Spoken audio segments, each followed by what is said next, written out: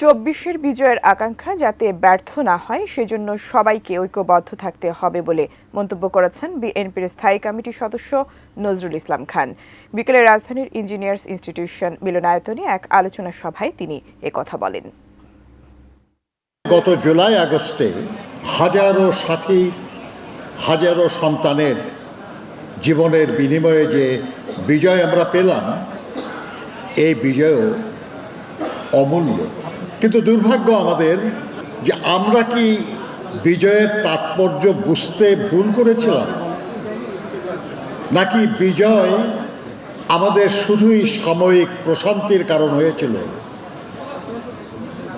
যার জন্য সেই বিজয়ের সুফল আমরা ভোগ করতে পারি নাই।